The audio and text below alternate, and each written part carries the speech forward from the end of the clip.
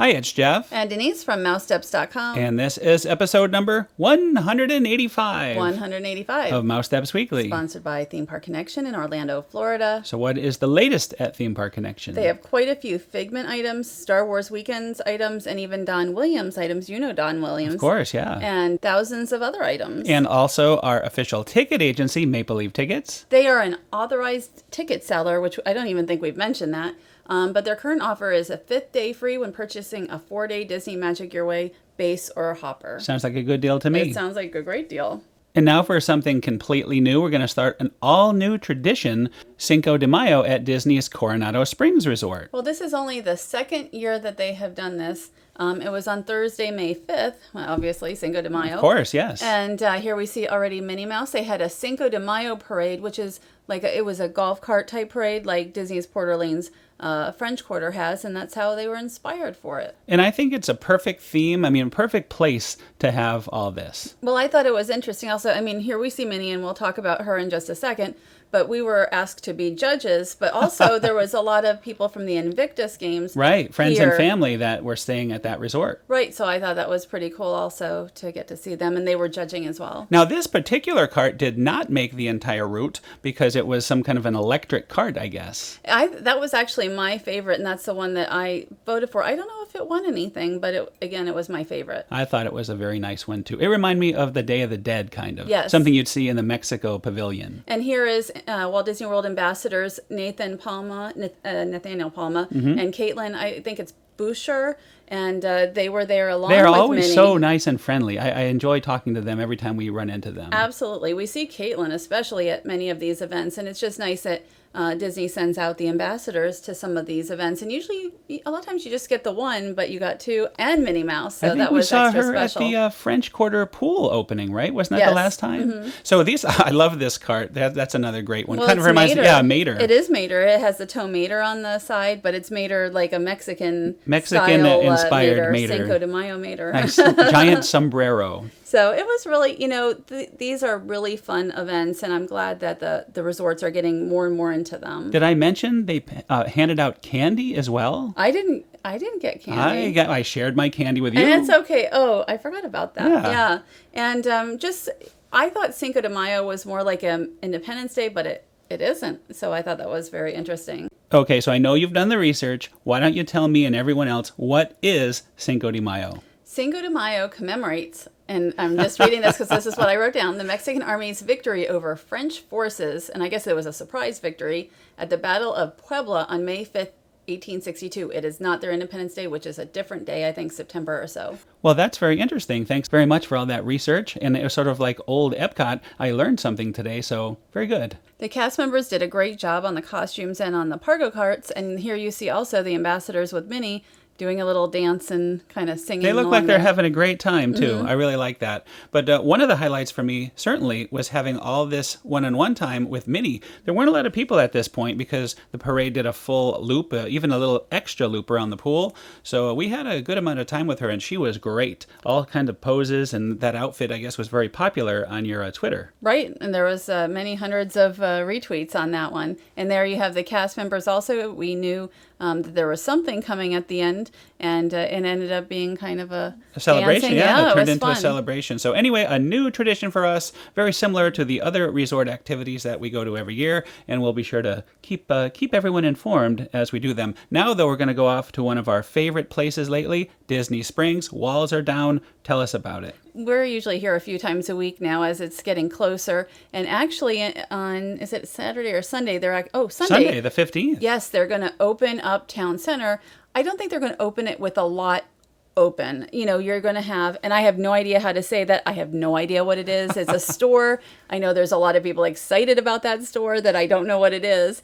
I didn't research it because I don't care about stores so much. But Sprinkles hold the phone. You don't care about stores? I like Costco. Like if they brought a Costco to Disney Springs, I'd be there all the time. They will have a upscale Costco. No, they're not going to have it. They are not. Costco. It's called true. Extra Costco. No. That is going to be all right. I'll be quiet. And we can see divers down there. They were, I don't even know if they're divers because, I mean, it's not, Yeah, it's they're very not really shallow. diving. They're more cleaning guys. Yeah, I think they're cleaning because we had a massive storm come through and all of a sudden the springs turned like brown and they weren't blue anymore. So you can see, here it's starting to get back to blue. And I liked also seeing the floating, kind of like floating lanterns on the water. It will look really nice. And you could see all the detail too, like the Ice Works sign there. Right. I mean, we've been seeing that for like a month now. That's been there for a while. And again, here you can see the springs looking much nicer than it had a couple days earlier. Well, I mean, really, it was very, very murky. It really was. The springs are supposed to be crystal clear, so it's very interesting after a huge storm how quickly that happened. So anyway, now this whole area that we're looking at is open. It was not open before. They had walls around it, so you could see this beautiful fountain and really look down the springs. But why don't you tell us a little bit more about some of the shopping opportunities? Well, I don't really know much about the shopping per se because most of the stores I've never been to, but Sprinkles is supposed to open on the 15th. We're going to be previewing that on Friday, and I'm very excited about Sprinkles. I think that will probably be one of the most popular items. Well, I'm looking forward to places. the ATM, the cupcake ATM. So Just I to think try it'll it out be- because we've never done the cupcake ATM. I think you should make a cupcake, your best Denise cupcake, and make a deposit in the ATM of your own cupcake. You cannot. See, you can't do that. You It's only withdrawal? Yes. Aha, okay. So anyway, on the day that we were here, there was a cast member preview, and what we were told is they checked out 5 different places, including Sprinkles, and that Sprinkles, they were in training at the time, so they're so close to opening. D-Luxe Burger, I believe, also was one of the locations they checked out, and I don't know if that will open for Sunday, but it will open soon, as well as Amorettes Patisserie. We were told that may not come on the 15th, even though Disney has said it, but it could. It just, I think that everything one's is a work iffy. in progress. Right. I mean, only a handful, I think, of places are going to open. Also, a place called Daily Poutine. I think that's how you say it. And it is like Canadian style, like fries and curds. I don't know what it is, but anyway, that's supposed to open along with BB Wolf's. Sounds really good. I can't wait for the BB Wolves. And while we're looking here, you could see it didn't take long for them to make the springs crystal clear. Look at these views. I mean, these are views that we haven't seen before. So it's really nice that the walls have been removed. Here's something else new that we discovered. The Aristo Crepes has a actual sign now. And that is supposed to open. Aristo Crepes is not opening on the 15th. It's supposed to open on the 22nd. And they're going to have, I believe it's sweet and savory type crepes. So both. Crepes. Yes. And I'm not really a crepes person as much. So like if I'm in France, that's different. The Edison. And I was very surprised. I hadn't realized that Edison is a concept that's partly from the Patina group, who also does Morimoto. They do Tutto Italia, Via Napoli. And it sounds like this is really going to be a very adult atmosphere. And we kind of knew that. But I did some research on it. And it really sounds like this will be kind of like your adult, like your one adult, really adult place. Do we know if there's an age limit to enter after a certain time or something? I haven't looked that closely into it. We're a year LA. away. Yeah, we're a year away. Right. I mean, this was supposed to open in 2016. Everything has changed, keeps getting moved. Like STK, which is supposed to be taking reservations today, but it doesn't say when they're opening. So I think that announcement should come very soon. Well, I don't think those reservations that you're talking about are for everybody. I think that was a... But if you go to the STK Orlando site, it does say reservations are being accepted, but it still, whoever can reserve, it doesn't say when you can reserve. And this is very interesting. Now the bridge also has the walls down, so you have this new view that we've not seen before. And speaking of STK, there it is right there. And I never noticed the waterfall feature that it has. So that's a beautiful... We couldn't see nice. it before, so it really looks lovely. I think we're looking at weeks away probably on STK at this point. Here we have some steel going up for the observatory portion of the new Planet Hollywood Observatory. Right, and that's supposed to open in summer. Could be fall if, they run over time here. Oh boy, now we're about to get hungry. And we were invited to the Portobello Country Italian Trattoria. This has been here forever. It used to be the Portobello Yacht Club, and we've been here before.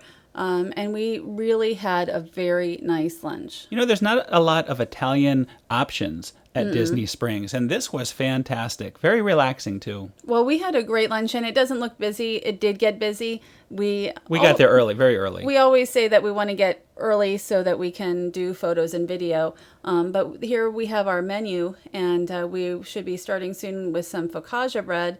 What I really liked about the focaccia bread is that they also had the soft caramelized, there it is, garlic. And that garlic was wonderful. I wish we had that all the time here at home. It was tremendous. Soft garlic. Absolutely. I don't think I could do that. You know, I'm not too bad of a cook, but I'm not really sure what they did to this. And I think they did tell us, but we learned so much about this food. Well, let's not forget about the lemonade with the special honey. Right. This is local honey lemonade, and it is Winter Park orange blossom honey, which is actually used in many of their dishes. So I thought that was very interesting as well. And here is the next course, the anti-pasta platter. So my favorite item on here, and I don't really eat the meats or cheeses, they do pickle the carrots and they pickle the green tomatoes, and I liked both of those, especially those carrots are very sweet. I did like the cheese and the meats, but you're right. The pickled items were the standout. I like how they do all their own pickling in-house. Right, and here is the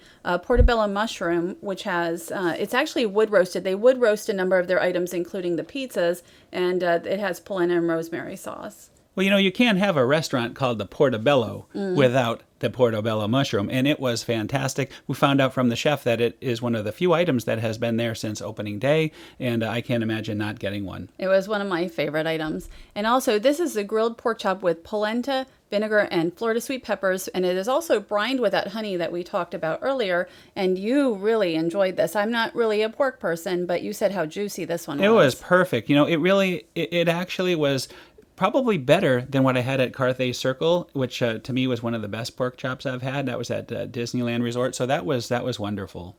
And next up, it was the gnocchi, the potato dumplings with Nona's, I think that's how you say it, Sunday pork ragu, and that was very good as well. That was very good. Quite filling, though, so be careful. Everything was very filling, and really generous portion sizes.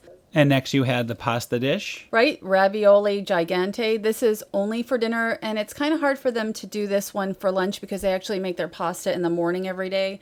But it was really a pretty large serving, and it was very soft. Like, not all ravioli is soft, but I really, really like this one. So now it's time to go to one of our favorite things, desserts. Well, okay, first... Not that we need a dessert after all that. First, we're going to the tiramisu. You can see the Orlando Brewing Company on here, and this is like a porter, and it's a kind of a combination of beer and tiramisu. It is very heavy. Like, you don't want to eat as much as what we had and then go straight to that. Right. If you had a light lunch, the tiramisu is a perfect finish for that. But if you had all what you just saw there, right, it was tough to get much of that down. But it was good. It was just really it good, was yeah. heavy. The panna cotta much lighter, and so if you've had a heavy lunch, it's good to go with the panna cotta. And then they also have that gelato back there, and that was excellent as well. Yeah, I really enjoyed the gelato. That was really good, very light. And the gelato was not given to us in the way it normally would be. It was in much smaller portions so that we could try a number of different types. And Chef Steven said that he hopes that the guests feel that if you come to Portobello,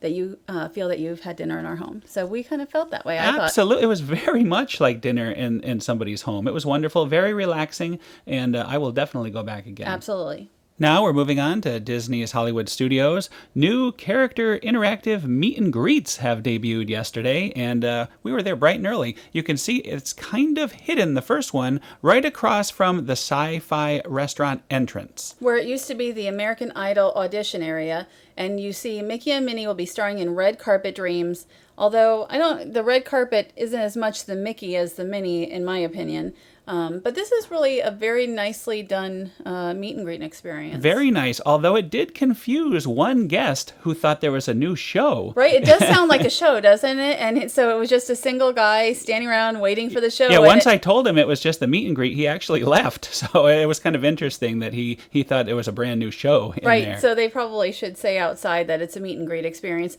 But what we're going to see here is you have this hallway with a red carpet, and you got beautiful chandeliers. right? And here is Minnie in her glitz and glamour, too, glamour. You can't really see, even in the video, you can see in the video more than the photos that it's a sparkly dress, but it doesn't look like it as much.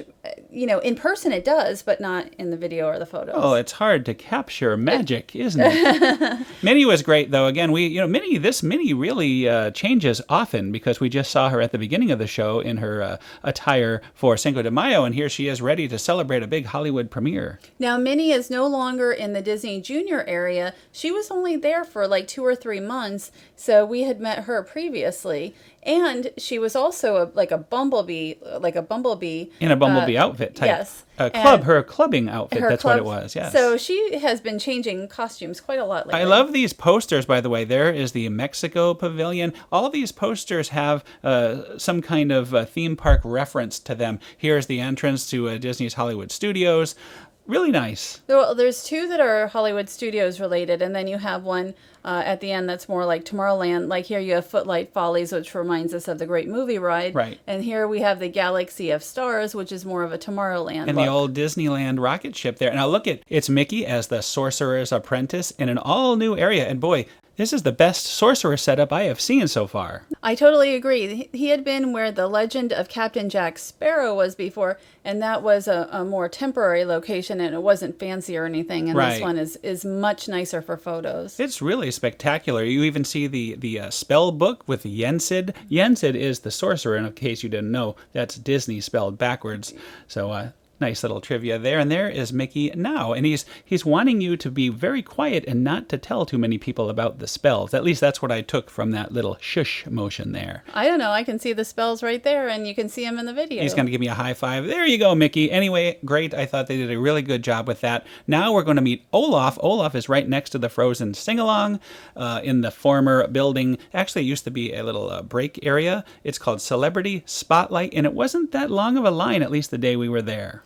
Right, and we had read that others had like a half-hour wait. We only had 10 minutes, and did we just run through this once? Yeah, I think we just did it once. We did this one once. And here is Olaf. Now, we've met Olaf many times in California, and actually we've met him here in Florida at special events, but never at a public meet and greet. This is his first ever public appearance, and he's great. Olaf is a lot of fun to meet. Yeah, I mean, he gives you the warm hugs. I'm just surprised it took almost, really, 2.5 years. Right, 2.5 years since the opening of since the debut of Frozen for him to come.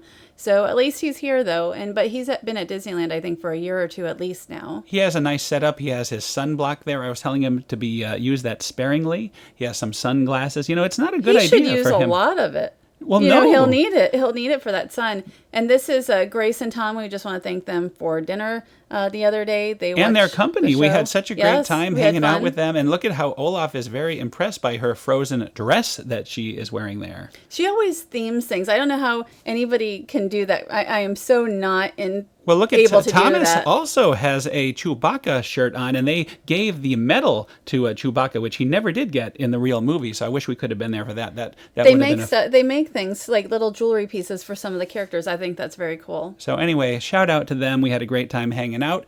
Now we're going to show you where Minnie used to be over here in this Disney Junior area. It's now Pluto. Pluto, I've never seen him more energetic, actually. He really was. And Minnie Mouse was here, again, I think I mentioned earlier, just for 2 or 3 months or so, sort of a temporary meet and greet for her. Over here, it's like the Disney Junior Courtyard, but you have Star Wars, like really Which close. is a very interesting combination sometimes. Do you remember the old Minnie meet and greet, the very detailed one they used to have inside the building, the animation building? Well, it ended only like a year ago, so I definitely remember that. It was only there about 2 years. So that rivals this new one. I mean, that was also greatly detailed. So, hey, it's Doc McStuffins. Time for a checkup. Yeah, we stopped and said hello. Why not see Doc? There was no line for Doc. There weren't too many character lines that morning, so we went around and saw a few characters. Well, we had such a good time at the Disney Junior on the cruise ship, on the breakfast, so we figured we'll say hi to Doc McStuffins. We're the only adults without kids that did such a thing, but it wasn't too bad. I mean, they maybe at that time, but there's other adults who go meet her. And right next to Doc McStuffins, you have stormtroopers. Well, it's an interesting dichotomy. Look at the stormtrooper there. I mean, what kind of gesture was that? We are, near Doc McStuffins, and then you see that. And so I'm hoping at some point they will sort of divide, not in like 5 years whenever Star Wars Land opens, but I hope that they'll divide these up at some point. These First Order stormtroopers are doing a service. They're making sure all of these guests are properly there. They check their magic bands. They're very helpful. And there is Sophia. Yes. So, and walking right by the store. I mean, it really is fun to be in that area. And we're going to just leave us here at Hollywood Studios with Dinosaur Gertie, which you don't see opened as much anymore. We almost never see this open, and maybe that will change now that they've closed so many places in the studios. Yeah, a lot of food places have closed, so they need all the snack areas that they can get. For some reason, I thought that this area was going to be going away as well, and that is possible. I don't know. The Echo Lake area? We always make that little sledgehammer comment about poor Dinosaur Gertie, but hopefully it will if they could continue. Keep her, but I don't know if that will happen yet or not. So let's take a look at the menu. We haven't checked this out in a long time. Ice cream of extinction. Dinosaur Gertie's, of course. Snow on her, just like the real one. This is California crazy architecture. Only $4.19 for a waffle cone. It was kind of a small waffle cone for $4.19, I thought, too. But I only saw vanilla, but maybe they have chocolate as well. But it's not too extensive a menu, but I guess if you can't find anything else, you've got ice cream. Anyway, that is another show. We had a great week. Thanks for listening, everybody. And thanks to our sponsors, MapleLeafTickets.com, our official ticket agency. And Theme Park Connection, they are our original sponsor. Thanks again for listening, and have a great week. Have a great week.